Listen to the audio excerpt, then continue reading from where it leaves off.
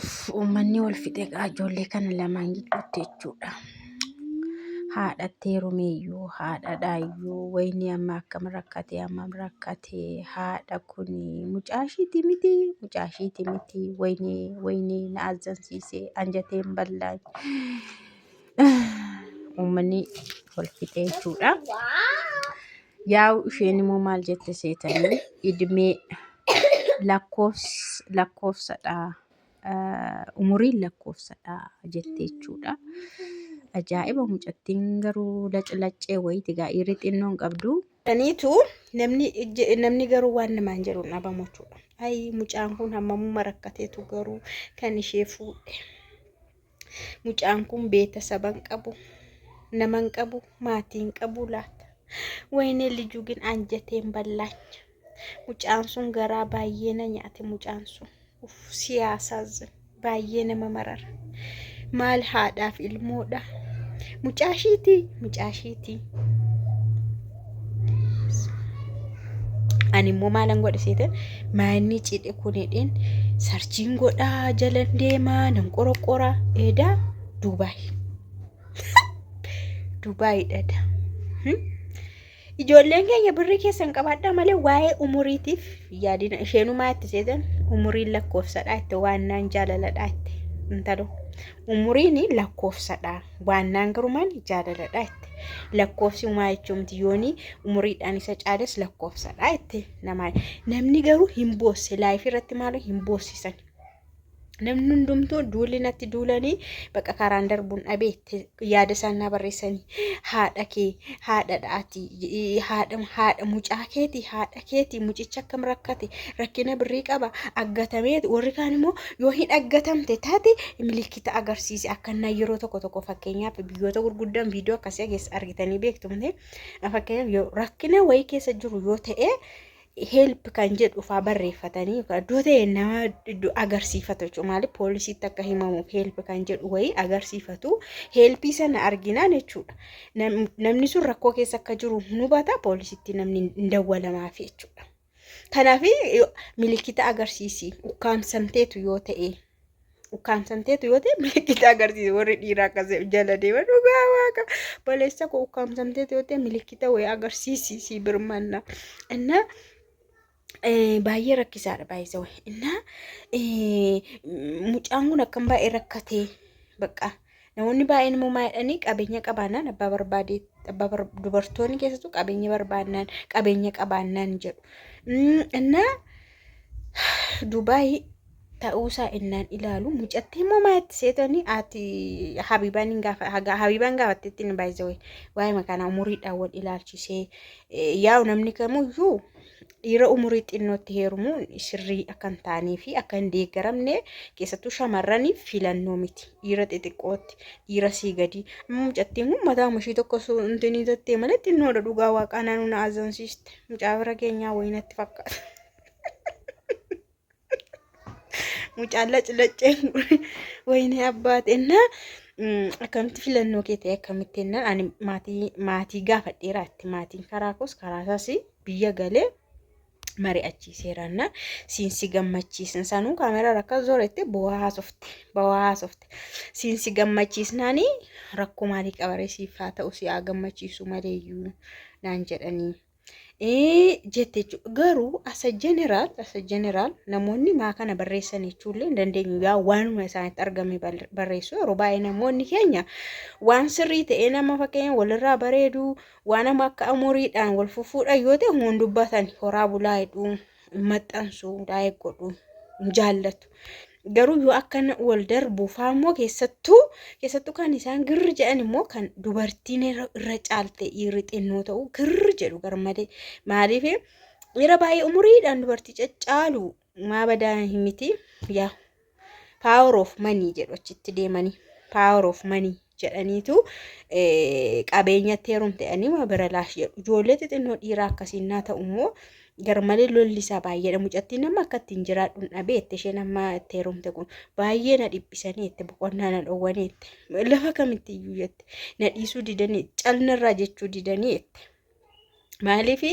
mucaan kun baay'ee xiqqaadha garmalee dhugaa dubbachuudha malee ijoolleen dhiiraa keessattuu amma dafanii dheeratu ijoolleen dhiiraa kun qallatanii si ol shatta'anii bahu umuriin isaanii waggaa 17 16 18 faatti baay'ee dheeratu ijoolleen dhiiraa laccee ta'anii jechuudha gateettiin baasanii maaliin jedhanii innaa namoonni baay'een mucaa kana akkamitti accept godhe ilaalee rakkoo qabaa rakkina waan qabuuf isheen immoo amma qabeenya horattee waan jirtuuf kanaan shawwaddee inni kaan immoo maadha seetan keessa mana xonqaayii kan faadha qixxe jedhu mana xonqaayii kan faadha qixxe mucaa akkanaatti kan heerumte faadhaan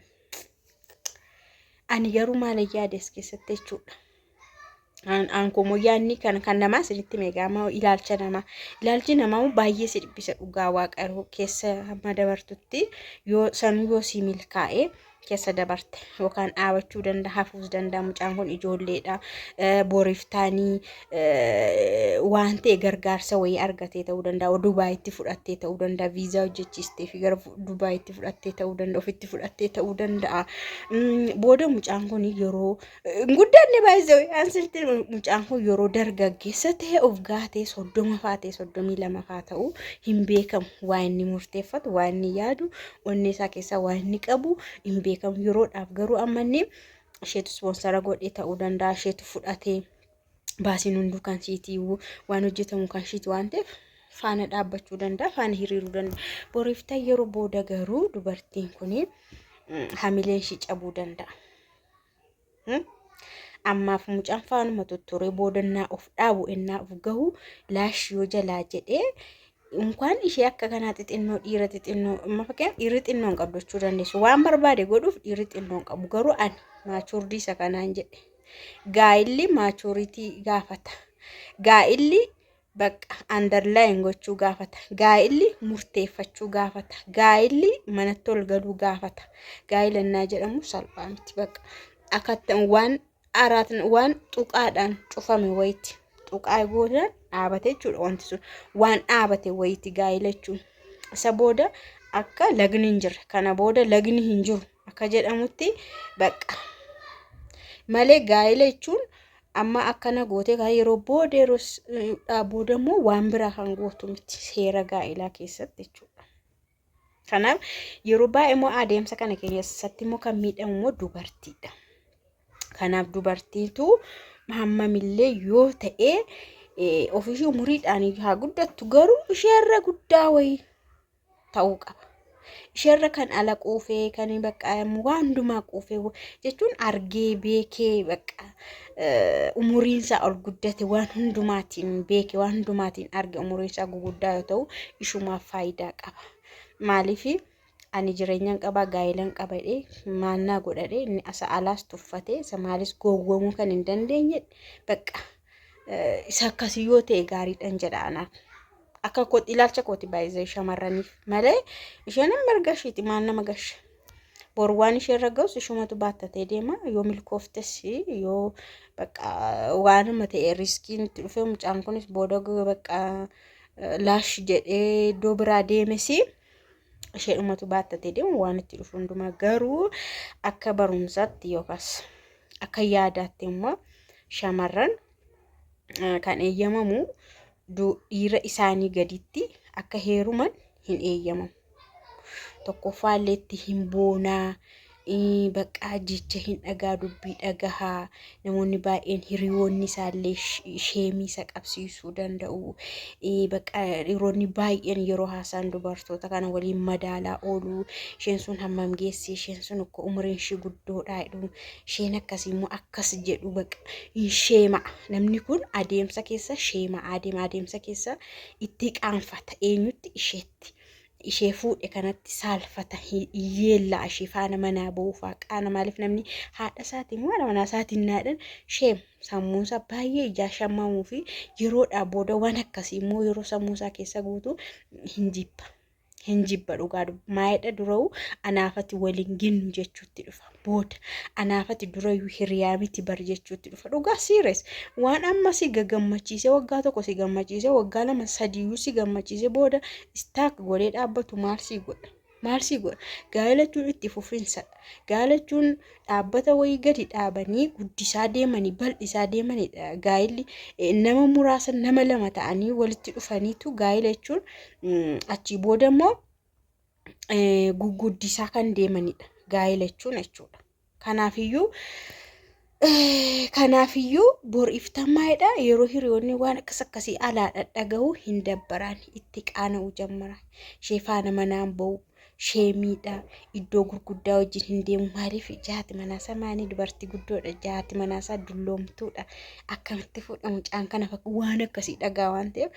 adeemsa keessa kun immoo isaan gidduutti maal godhaa deema lola uumaa deema achii booda naafati waliin ginnu sijjammar an akkas yeroo san akkas rakkadheeni waan itti na gargaarteef qabeenya waan qabduuf gara kee dhufee jedhaanii bakka kanuma kanaan kalas adda galuun ishuma kanaas hin jennaa shamarran of qabanii yoo hammamillee ta'e nama isaanii olii wayii barbaaddatanii ispoonsaras godhatan umuriidhaan ol siqee baay'ee jira bara kana godhan gaariidhaan jedha this is my idea kun yaada kiyyadha